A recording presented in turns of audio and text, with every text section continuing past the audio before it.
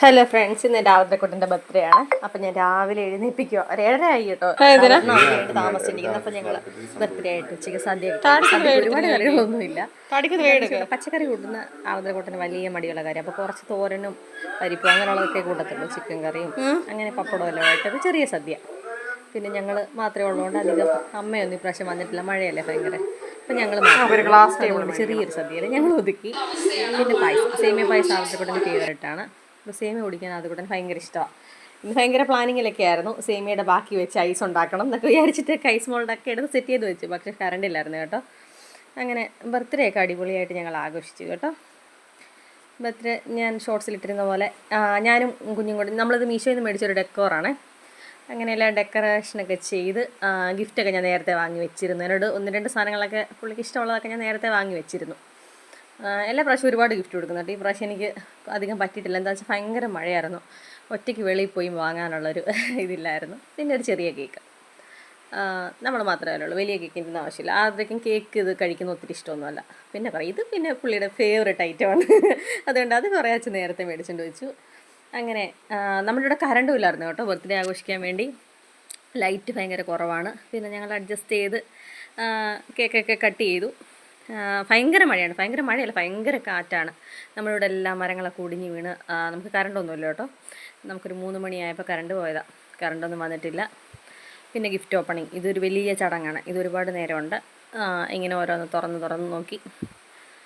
ഈ ഒരുങ്ങുന്ന സാധനങ്ങളൊന്നും പുള്ളിക്ക് അത്ര ഇഷ്ടമൊന്നുമല്ല. പിന്നെ സ്കൂളൊക്കെ തുറക്കുന്നുണ്ട്. ഞാനങ്ങനെ വളാമാല അങ്ങനെയുള്ള കുറേ സാധനങ്ങളൊക്കെ എല്ലാ പ്രാവശ്യവും സ്കൂൾ തുറക്കുന്നതിന് 2-3 ദിവസം മുമ്പല്ലേ ഈ ബർത്ത്ഡേ.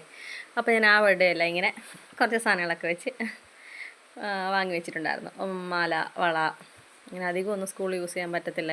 അപ്പോൾ ലൈറ്റായിട്ട് ചെറിയ 1-2 മാലകളും. പിന്നെ പുള്ളിക്കാരിക്ക് വലിയ ബോക്സിൽ എന്താണെന്ന് അറിയേണ്ടത്. ഒരു 3 മണിയായപ്പോൾ നമ്മൾ കേക്ക് കട്ട് ചെയ്യാൻ വേണ്ടി എല്ലാം സെറ്റ് ചെയ്ത് വെച്ചേ. ആ സമയത്ത് കറക്റ്റ് കറണ്ട് പോയി. നല്ല മഴക്കോളും കയറി ഇരുട്ടടച്ചു. അപ്പോൾ അതുകൊണ്ട് നമുക്ക് അന്നേരം ഒന്നും ചെയ്യാൻ പറ്റാഞ്ഞുകൊണ്ട് നമ്മൾ കുറച്ച് കഴിഞ്ഞ് കറണ്ട് വന്നിട്ട് കട്ട് ചെയ്യാമെന്ന് പറഞ്ഞിരുന്നു. അങ്ങനെ ഇരുന്നിരുന്ന് ഇതെല്ലാം എന്തുവാന്ന് അറിയാനുള്ള ആകാംക്ഷ മൂത്ത് ഈ ഇരിക്കുന്ന ഗ്രീൻ ബോക്സ് അതെന്തുവാന്ന് അറിയാനായിരുന്നു പുള്ളിക്ക് ഏറ്റവും കൂടുതൽ ഇഷ്ടം. അങ്ങനെ എല്ലാം തല്ലി തുറന്നു. ഇതിനകത്തെല്ലാം കുറച്ച് ആക്സസറീസാണ്. സ്കൂൾ ഓപ്പണിങ്ങുമായിട്ടൊക്കെ ബന്ധപ്പെട്ട് സ്കൂളിൽ പോകാനും ഒക്കെ അങ്ങനെ കുറച്ച് സാധനങ്ങളാണ്.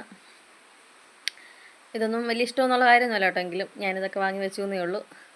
പിന്നെ ഒരുങ്ങുന്ന സാധനങ്ങളൊന്നും വലിയ പിടുത്തമൊന്നുമല്ല. ഈ ബോക്സിൽ എന്താണെന്ന് അറിയാനാണ് ഭയങ്കര ഇഷ്ടം.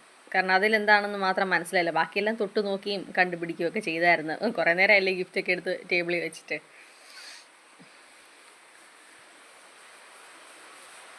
നമുക്ക് ലൈറ്റിൻ്റെ ഒരിത്തിരി പരിമിതികളുണ്ട്. നമ്മൾ ചാർജിങ് ലൈറ്റ് അല്ല ഇട്ടേക്കുന്നത്, ബൾബ്.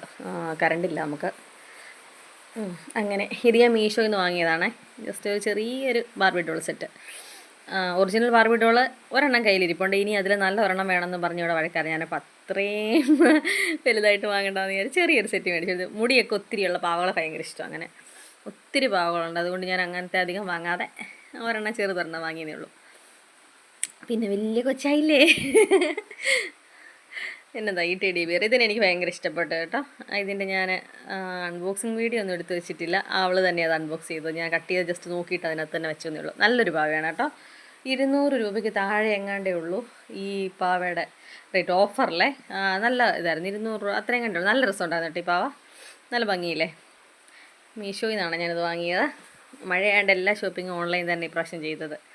അങ്ങനെ ഇത് കിട്ടിയപ്പോഴാണ് സന്തോഷം. ഇതിൽ എത്ര സെറ്റ് ഉണ്ടെന്ന് അറിയാൻ കഴിയില്ല. എന്നാലും അത് കാണും. പിന്നെ ഞങ്ങൾ വെളിയിൽ ഫുഡ് കഴിക്കാൻ പോകുന്നു. എന്നാൽ നമുക്ക് ലൈറ്റും ഇല്ല. അപ്പോൾ പിന്നെ അതുമല്ല, ഞങ്ങൾ നേരത്തെ പുറത്തുനിന്ന് ഫുഡ് കഴിക്കണമെന്ന് പ്ലാൻ ചെയ്തത്. നമുക്ക് എന്ത് വിശേഷം ഉണ്ടെങ്കിലും പുറത്തുനിന്നൊരു ഡിന്നർ മസ്റ്റാണ്. നമ്മളിപ്പോൾ ഇവിടെ അടൂർ അൾട്രാസിയിലാണ് വന്നേക്കുന്നത്. നല്ല രസമായിരുന്നു. ഈ ഹോട്ടലിൽ കാണാനും ഇതിൻ്റെ ഷേപ്പും ഒക്കെ ഭയങ്കര രസമല്ലേ. അങ്ങനെ ഇവിടെ വന്ന് ഫുഡൊക്കെ ഓർഡർ ചെയ്തു. വെറൈറ്റി ഫുഡ് കഴിക്കാനും പറഞ്ഞ ഒരാൾ ഇതുണ്ടല്ലേ. ഇവിടെ ഭയങ്കര പണിയാണ് വഴി കണ്ടുപിടിക്കുന്നതല്ലേ. ഇതിലൊരു പേന അവർ വെക്കാത്തതിൽ ആർദ്രപ്പെട്ടിന് ഭയങ്കര ദേഷ്യമാണ് കേട്ടോ. ഒരു പേന വെച്ചിരുന്ന് വഴി കണ്ടുപിടിക്കാൻ കുറേ നേരം എടുത്ത് ഫുഡ് കിട്ടുക. ഫുഡൊക്കെ കഴിച്ചു. ഞാൻ ഫുഡ് കഴിച്ചില്ല കേട്ടോ. ഞാൻ പാഴ്സലായിരുന്നു.